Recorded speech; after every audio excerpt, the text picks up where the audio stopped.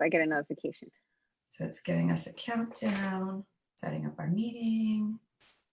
Ooh. Let me see. I'm like,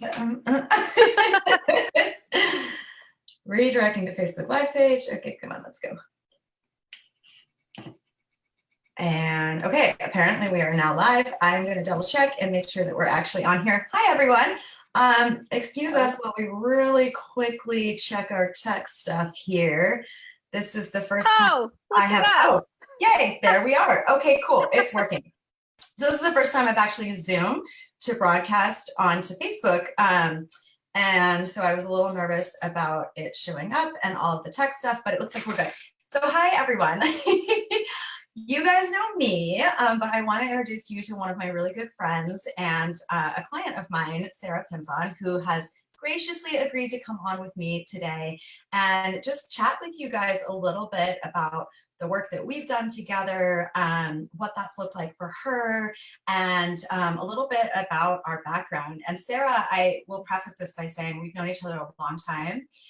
Sara's definitely one of my clients that's a bit more of an extroverted empath. And so I knew that she would probably be more likely to be willing to come on a live with me. So I appreciate you doing this. I know it's not everyone's cup of tea to come on and do this.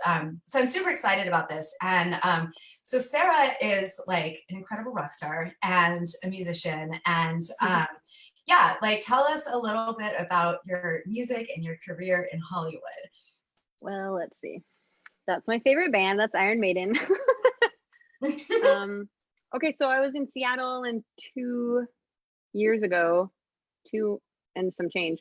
I moved down to North Hollywood to pursue a career in music. I'm a singer. Just kind of wanted to see, I don't know what that would be like. I did have a band at the time to be playing with. And it was my first time relocating. I had never been away from home, been away from my friends and family. And when I got here, I found myself lost without, you know, whatever you think of as home. I had my boyfriend with me, I had my cat with me, but nothing else was the same. I was in this foreign land. I mean, still the West Coast, but it felt like, so I was completely lost. But at the same time, I knew I had ambition. I knew there was just stuff I wanted to get done. I just sort of needed clarity, sorting through my sorrow and loneliness and mourning from my, it really was mourning for my past life in Seattle. Yeah. And just kind of helped me find the joy and find my path in my career. And yeah, I was feeling like crap and I wanted to kick ass. So I love it. I love it. And so she came to me and I was so thrilled. And something really special about Sara and I and our history is that we actually met working in advertising back in Seattle a long, long time ago. I believe this was around 2012 when this happened. And so we were working together. Because I went to the school in 2013. So it was New Year's Day. They had me start on the Monday after New Year's. So it was like January 2nd when I started. So it could have been, it was either 11 or 12. Yeah. But so and Sara and I hit it off immediately because she's rad and I just loved her right off the bat. And so I was a graphic designer and she was the office manager. And you know, we would go get lunch together and talk and stuff.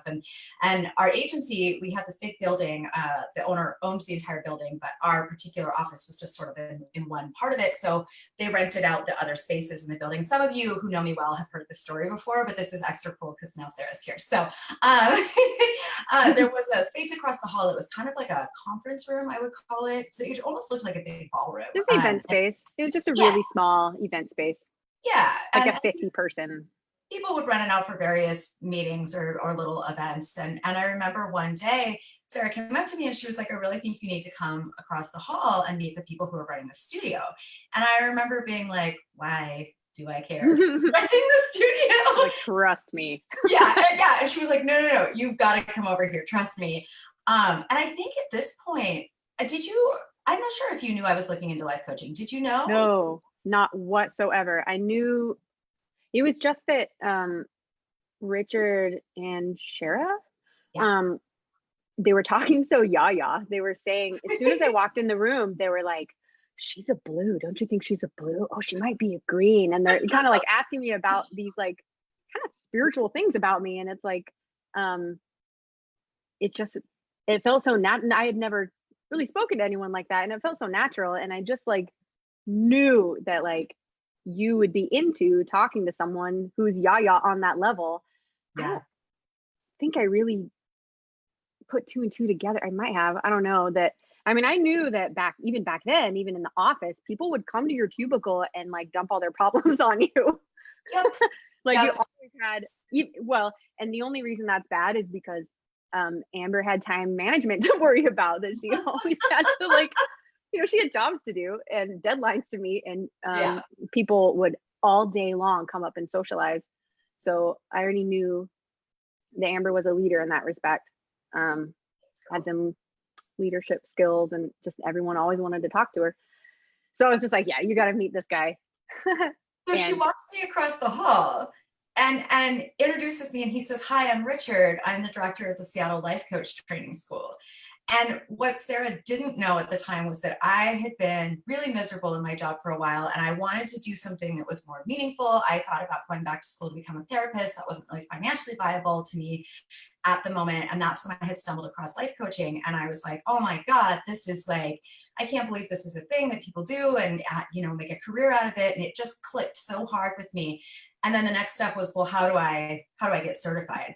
And for those of you who don't know, the life coaching industry is not regulated by the government. This is a very touchy subject. I'm not going to go deep into it because that's not the point of this live, but you can choose whether or not you want to go to school and get certified. For me, it was more in integrity to go through training and to commit myself to that. This is saying nothing about people who choose the other path. That was just the decision that I made.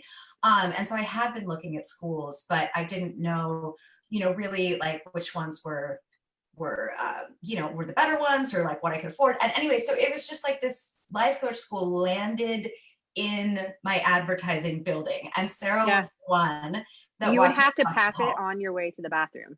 Yeah, like it was literally like right across the hall. And and so of course I ended up enrolling. And that was a whole other crazy story because I was able to get a scholarship for half off, which was a miracle to me at the time. And then ended up doing some design work for the director. And it was one of those things that was so fluid and so easy and just felt so natural that I was like, okay, this is my path. Like the universe is like, here you go, like in your building. And so I just think it's really cool that full circle now, like Sara and I've stayed friends over the years. And now that, I get to work with her as my client, it's one of the coolest things. I love it so much. And we've had a really great time working together over this past year. Sara is really dedicated to the work, and she's willing to put the time in and willing to, really, really challenge herself and explore different things. And I feel like, it's been so good for you. And what do you feel like are some of the results that have kind of come out of this for you? Oh God, I don't even. You have changed my life. I'm going to try really hard not to cry, but well, this is a welcome space for that. I was so ready to work. I was doing a Tony Robbins course. Even while I was waiting, I knew I was going to work with you. And while I was waiting for the paycheck to come in, I was so, I don't know, hungry. I started doing the Tony Robbins course, and that was helpful. I love the self-help stuff. I'm really into it. God, where do I even? So I probably would have found my way to where I am now, but it would probably take another decade, honestly. I don't know. I'm speechless when it comes to the value of embracing yourself for who you are. I found some of my notes from when Amber and I first started working together, and it was a lot of fear about really letting my emotions out all the way, because I felt like there was so much in there that I was pushing down. One is that I didn't want to be, so my thing is like crying. My way to get rid of excess energy is crying. Some people take a nap, take a shower, go exercise, shoot a Right. gun, whatever. I have a friend who shoots a gun. My thing is crying, and people associate crying with being sad. So even though there's only pretty much my boyfriend in my house who's gonna see me cry and judge, um, I didn't want him to feel like I'm sad all the time. And at a certain point, because I had so much pent up, it took a while to get it all out. So I was doing maybe an hour of meditation a day. Every single day, I just shut my eyes for an hour and be in my own energy. And I was crying a lot during that time when I first started the work. Um, I was also afraid of letting out my emotions all the way because I didn't want to scare myself. Because at first, it feels like when you break the dam, it's just like um, I started worrying that maybe there's something wrong with me. You know, I think that's a theme we hear a lot in this Yeah. sort of sensitivity work, is that when you're going through this process of really leaning into your emotions, until you're experienced at it, it feels like it's the end of the world. It feels like you're going to cry forever. And what Mhm. I didn't know at the time was that it passes. Yeah. And the more I keep up on my self care proactively, preventatively, my shit cake doesn't build. Amber says shit cake a lot. It's just a great word for it. It's like the crap energy that's inside you that is not yours, that you have sponged off of someone else. It builds and builds and builds. And if you don't do that regular self-care, Mhm. it gets bigger and deeper. Um, I'm kind of rambling now, but No, you're fine. I mean, I think that's such a good point because it's such a weight off when you can kind yeah, of work through that past backlog. And for those of you who haven't heard me use the term shit cake before, I don't know why, but that's what I call it because I feel like it's like layer after layer after layer after layer of your own suppressed emotions and then, other people's crap hmm, that you've absorbed and taken on. And when we fight it, when we're afraid of it, when we run from it, and when we feel other people judging for us and therefore judge ourselves for it, it just continues to stack and stack and stack. And so that's what Sarah's referencing is really, when we have that kind of backlog of unfelt feelings and that yes, backlog of toxic energy buildup, which is the type of thing that leads to depression and anxiety and illness and all sorts of yes, other things. So when you first start to release that, it can feel really overwhelming and scary. And that's why it's important to do that kind of work in, a really safe container, like working with a therapist or with a coach, because it is important to have somebody walking you through that process and reminding you that like it feels really intense in the moment, but then once it's gone, it's gone.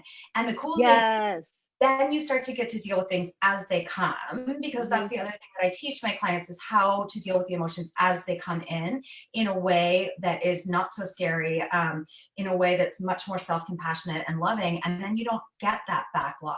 You're kind of armed yeah, with these tools to know what to do when things come in so that you can deal with them as they enter, and then they will pass so much faster. And that I think is a really empowering thing. I know when I first learned how to do that, I was like, wow, I get to just feel a thing and then let it go. It's huge. yeah. And to go ahead and feel it, you know, Yes. it's like I was always talking myself out of the feelings that I was feeling. Like I shouldn't be feeling this way because, or actually I forgot about the judgment portion of it, is that I always felt like when I was crying off energy that I had to explain to my boyfriend why I'm sad. I had to have some reason Mhm. instead of just like, I'm just going to feel this for the next half hour. And then, Yeah. Yeah. I sometimes recommend that my clients have crying sessions. I mean, it's like an appointment with yourself to I like do. sit down I set and let appointments it with out. myself to cry. Because that, again, that's that proactive self-care so that stuff isn't building up. And I Yeah. think what's really important here too is that, there's this huge judgment piece where we feel judgment on us from others. We then put that judgment on ourselves. And we're always sort of trying to explain ourselves or, hide certain things or kind of be that social chameleon so that we're not like rocking the boat with our feelings or whatever it is.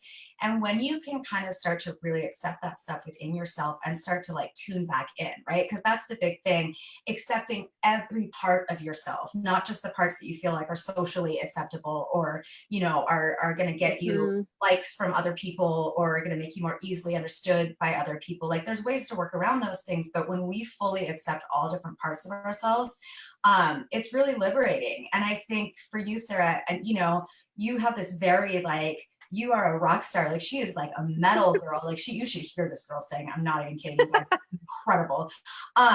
But Sara also has a really, really soft, sensitive side too. And I think, you know, correct me if I'm wrong, but I think there was kind of a struggle there for you to own both of those parts of yourself. Oh, big time. Because I don't know anybody like that. I don't know anyone who's, you know, I'm so into heavy metal and I'm so into Disney princesses that like, I just don't, I mean, like, I don't, you know, so, and even when I started telling people, when I first came across the idea that I was highly sensitive, a lot of my coworkers just said, yeah, right. Because, you know, it was like, oh. I was tattooed, I was playing roller derby, I was CrossFitting, I was doing all these things to run away from my feelings and to prove to the world that I am a badass. Yes. Even though I go home and cry, you know, I go home and be depressed and have anxiety and have ulcerative colitis was my chronic illness that is gone now. Has been gone for some years now. Yeah, so it was a lot of, yeah, right. Yeah. It was hard for me to embrace because my left brain, I couldn't understand it. I couldn't justify it. I couldn't like just lean into the joy, you know? Like, I don't know why this brings me joy, but it does, you know? Like, I don't know why I'm into dark things and light things. It's part of being a Gemini, I guess, but Well, it's also, I mean, you are fully like the definition of like sensitive badass, right? Because that's the whole point. That's why I created that tagline, is because like we don't have to fit into a box. We don't have to be defined by one certain thing. And there's certainly nothing like you being able to like cry out your feelings, in my personal opinion, is just as badass as you in your roller derby or when you're singing your metal songs, you know? And that's just, it's just a mindset shift. It really is. And, you know, to be like, there's no reason why you can't have both things. And it's so funny because when you were doing all of that stuff to kind of prove, and this is so common, you guys, and I'm sure a lot of you listening can relate to this, and me too. I spent a lot of my life trying to prove that I was enough, prove that I was strong, prove all these things. But when you stop trying to prove yourself to the world and you just let yourself be who you are, not only do you feel way better, but like your outer reality shifts as well. Sometimes it can take a little time to catch up, but it's really, it's like Sara didn't need to prove that she was badass. You know, it makes sense why she felt that way, but she didn't need to, because that's a part of her always. And that's not separate from her being sensitive. And that's not separate from her crying. Like having strong feelings and having strong emotions makes you really, really strong and badass. And it takes strength and courage to be vulnerable and to let yourself talk about your feelings and to let yourself cry and to let yourself just be whoever the fuck you are without, you know, feeling like you have to fit into some kind of structure that society has defined for you. So she is just like the perfect example of coming through the other side of that. And, you know, it's not an overnight process, but it's like once you kind of build that connection to like who you really are inside, and like accept yourself and work with like healing that relationship with yourself. I mean, I think it's the most empowering thing ever, honestly, because that nobody can take that away from you. Like that goes with you for the rest of your life. Yeah. I was asking my boyfriend just before this if he could remember any differences in me before I worked with you. So just before I met him, we've been together 3 years now. Just before I met him, I had read Elaine Aron's Highly Sensitive Person in Love. Amazing. And amazing book, obviously, because my very first relationship after reading that book was a very long-term one. Well, you know, very committed. We lived together and we moved states together. So when I met him, I was like, I'm sensitive. That's the price of admission. You have to be okay with that. You know, that was because I don't know, that's how I was back then. But so that was fine. He was fine with that. He's actually very good at handling people like me. What was the next part? Oh, the whole part about being an empath, that came as I already knew him. I thought I was highly sensitive without being an empath. And things changed for me when everything in my life was going great and I worked on a 2-person team at work. It was a big office, but I was on a 2-person team, and my boss hated himself, hated life, hated everything. And even though my life was going great, when I was done with work, I would walk to my car and sit there and cry and not understand why. And so that's when I set my first appointment with Amber, because I went back and did that empath test, the highly sensitive person, Elaine Aron's test, I think. Yeah. Yeah, and it was like, ta-da, you're an empath. So my boyfriend has had to learn how to, I don't know. He has seen me on both sides of knowing and not knowing. And I asked him if he has seen any difference in me since we started working, and he said that he views that I'm a lot stronger in my convictions. I'm stronger in letting my feelings dictate my decisions and my directions. You know, where before I would either waffle more or like decisions would take me longer. But now it's like I have more confidence in my decision making with my life and with, I don't know. Yeah. Well, and that's self-trust, right? Because it's one of the traits of being highly sensitive is that it does take us longer to make decisions. And part of that is because we just kind of chew on information a little bit longer and harder. But part of that is because so many of us have spent our lives being talked out of our own truth by people telling us that, you know, our reactions were somehow wrong. Like, you're too sensitive, you're too this, you're taking things too seriously, you should let that roll off your back. And what that says to us is that we can't trust our own perception of the world, you know, and that we need to look outside of ourselves for the answers and for right or wrong, rather than inside. And so when you do this work, you rebuild that self-trust. And so then, you know, you might still chew on things a little bit longer because that's just how we process sensory data. That's how we process, you know, anything really. But there's that doubt is lifted, you know, there's no longer that really kind of like looking outside of yourself, but it's more like, no, like, I'm going to sit with myself and have a conversation with myself about this rather than like, what would other people think, or what did my friend do, or what did, you know, all of that type of stuff. Right. Yeah. I had a big decision to make recently, and I was confident in my process, knowing that the way I make decisions is that I gather as much information as I can, which means talking to people. Like, I don't have shame to say, I'm going to talk to my dad before I give you that decision, or I'm going to talk to my boyfriend before I make or whoever in my energy crew that I need to talk to, you know? So now I find that with especially big decisions, I make them very fast. I'm very like, I know much faster what decision I need to choose, because I have confidence in my process. I know what my process is, and I'm willing to defend it. Yeah. I can't decide where to eat dinner though.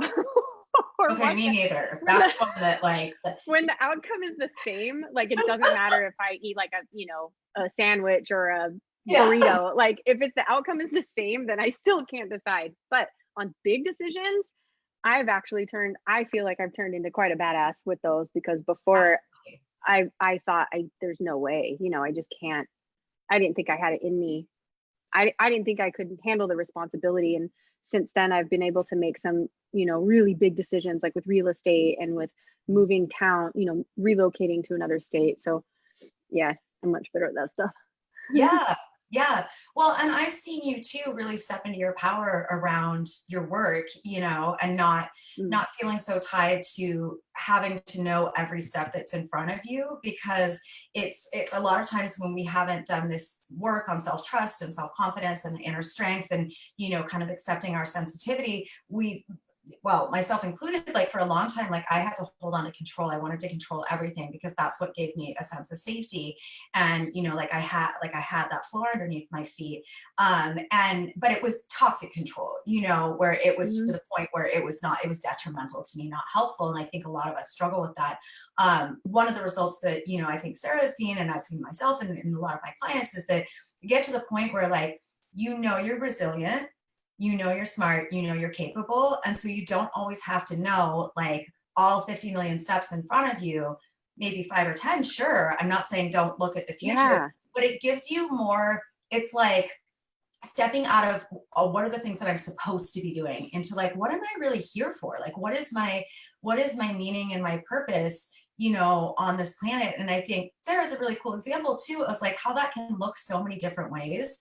Like, when she brings out her emotion and her sensitive side in her singing, it is to move people, to touch people, right? And like through metal, which is amazing.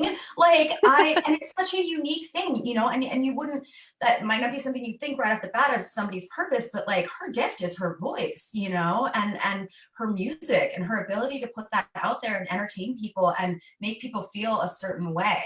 And, you know, I've seen you go from like, you know, working in office jobs, myself included, I'm not saying there's anything wrong with that, but to really being able to step out and start forging this career for yourself that's more about like what makes your heart happy.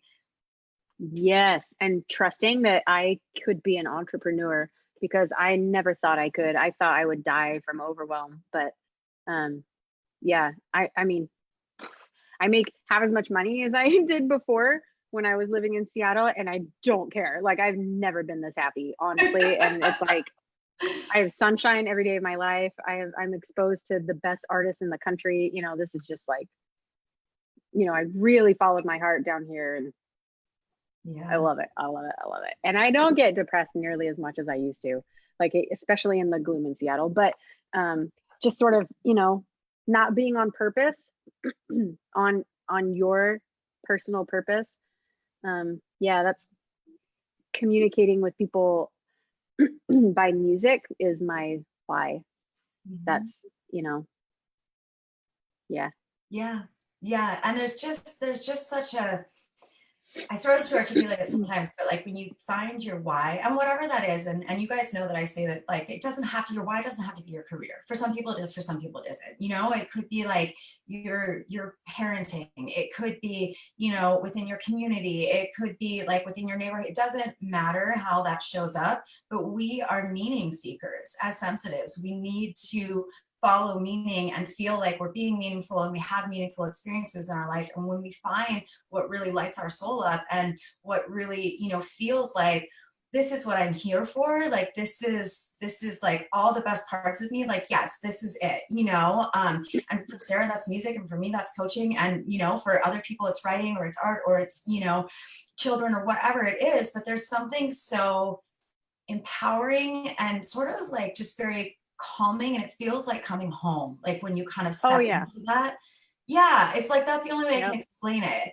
And that's why I always say in a lot of my copy, like a lot of what I do is like walk people back home to themselves, because we as sensitives get so outward focused and so distracted and so confused about who we're supposed to be and why we're here and if we're enough and all of these things, that when we can filter out all of that noise and sift through, you know, a lot of that residual like societal conditioning, excuse me, and limiting beliefs and all those blocks that we picked up, and then we get to come back to like who we really are and be like, oh wait, like I was a total badass this whole time, and then learn the skills to be able to like move forward in your life and make sure that instead of just like walking around letting things happening to you and reacting, that you're actually like curating and like intentionally like building your life based off your values and your soul and your heart. And from that place, like you can shine so much brighter and help so many more people, because all of us as empaths, like we have that desire to help and heal in whatever capacity. But when you take care of yourself first and do this work and clear the shit cake and and you know, like forge that relationship back with yourself and your soul and your inner guide, it's like it's a game changer. Yeah. And that's I chilled way out. yeah, and that's why I'm so passionate about this work, and that's why I wanted to have Sara on today. And I thank you so much, Sara, for doing this, because I know it's You're welcome. Even when we're an extroverted empath, it's still I mean I tell you guys, I still get nervous coming on live. So but I do too, and I'm a performer. Like I perform for a living. I love it, and I always get butterflies. But you know, it's fine, because I always know that, you know, when someone says action, I'm gonna like do a big tap dance and it's gonna be fine. And see, you were awesome. You were great. And And yeah, I really appreciate you being here. And you know, for everybody that's watching, you know, if you are into music and stuff, follow Sara. I'm gonna tag her in this. She's amazing. Yeah, this is just a little snippet of like the kind of work that I do with my clients and that we will be doing in my upcoming mentorship program, which you guys have all heard me talking about. I will put the link to that again below. I'm going to be coming in later and doing a live with the Q&A specifically on that. But, you know, I really wanted to showcase someone who I'm so deeply, deeply proud of and really close to, and who I think is just like the epitome definition of a sensitive badass. And so I'm so thrilled that you came on today. Now I'm going to cry. And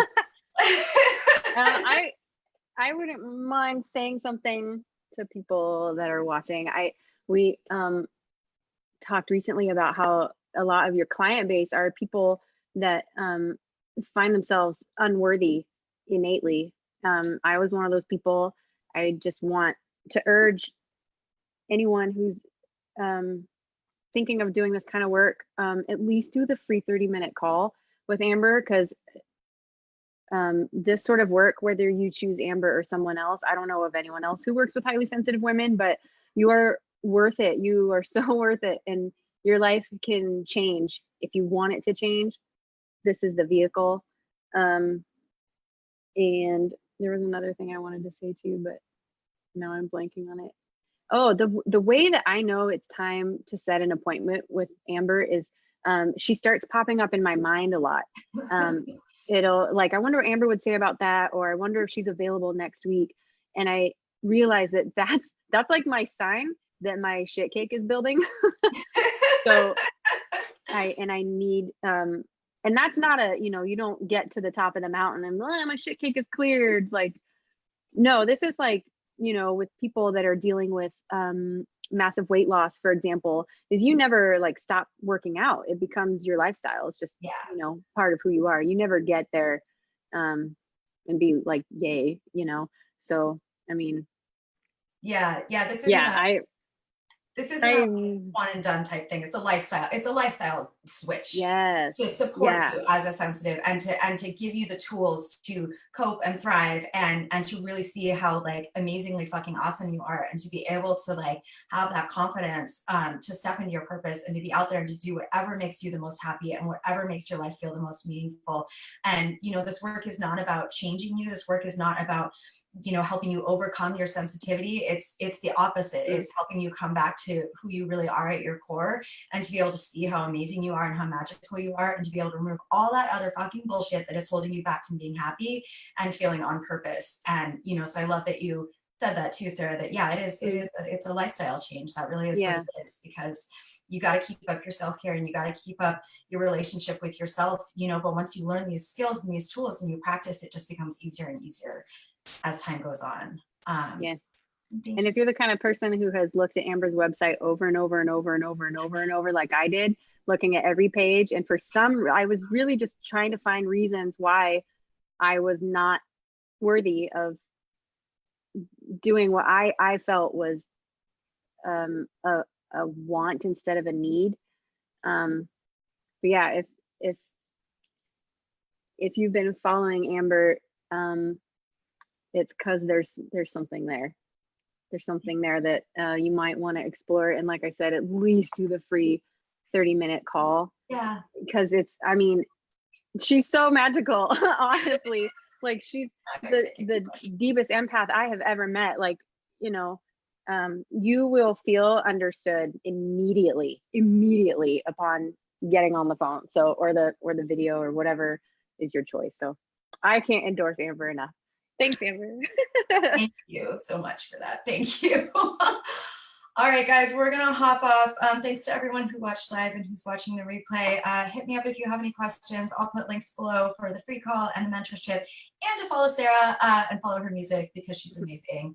And I love you all. Thank you, Sara. And you're welcome. I will talk to you guys soon. Bye. Bye.